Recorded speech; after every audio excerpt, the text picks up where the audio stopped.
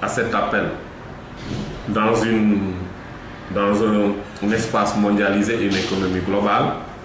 Et notre congrès de l'an 2000, mieux comprendre pour agir ensemble dans la économie, a placé les SNTP très tôt dans le giron de l'UNI, à qui nous avons, dans une instance au sein de laquelle nous avons occupé des postes très stratégiques et qui aujourd'hui continue à être occupé par des Sénégalais.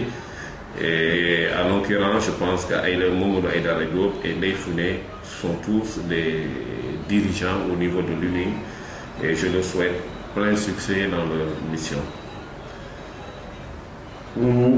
Pour nous, il est bon qu'on puisse se situer dans cette économie globale et dans cet espace mondial où le pouvoir a été déplacé de l'État vers les multinationales, où l'axe revendicatif n'est plus seulement le quotidien de notre vécu, mais intègre des domaines plus larges tels que la responsabilité sociale de nos entreprises, tels que l'investissement socialement responsable, tels que les inégalités, la paix et même les épidémies dans nos entreprises, telles que la lutte contre le sida, tout ça. Et ce programme nécessite que les syndicats soient des syndicats forts, mais non pas des syndicats nés, comme nous avons dans nos entreprises. Et pour cela, je pense que nous devons faire transcendance sur nous-mêmes, unifier nos forces, qui sont déjà unifiées au niveau de la Sonatel, et je pense que le processus est en cours au niveau dans d'autres secteurs comme la Poste, même s'ils ont des difficultés. Mais nous devons encore faire un pas de plus, et c'est cet appel que je lance aux organisations syndicales, surtout au niveau de la Sonatel, pour qu'ils dépassent. Que le temps aujourd'hui, l'intersyndical non organique doit être dépassé. Ça, c'est peut-être l'ère de guerre pour compter, mais l'ère de Founé et d'Aïdara doit être une avancée plus significative vers le renforcement de l'unité syndicale. Sans ce renforcement, l'avenir du syndicat ne peut pas être un avenir ambitieux. Nous nous contenterons toujours à des revendications d'ordre salarial et ainsi de suite, et notre avenir sera toujours biaisé. Et la preuve en est que, pris individuellement, on ne peut gagner aucun combat.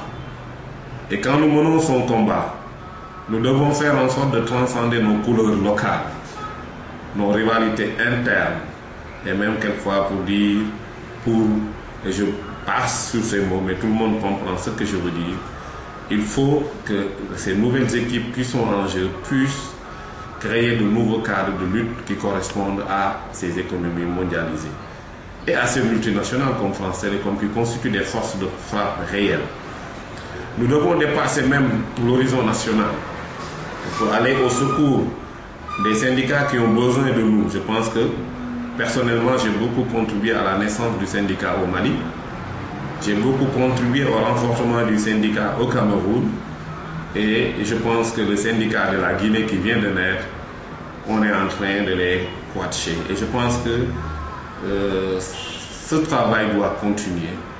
La Sonatel a des tentacules au-delà du Sénégal.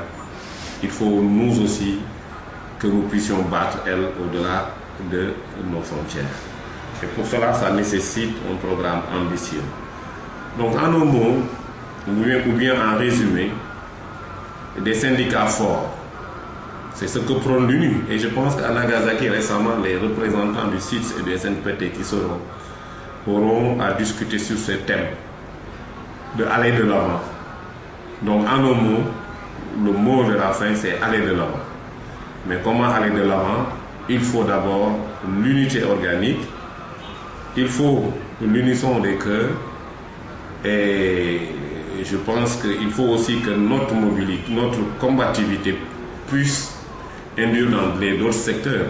Et je vois mal un secteur d'énergie qui est en train d'être plombé sans une réaction syndicale, et que ce sont les imams qui font la résistance là où se trouvent les organisations syndicales.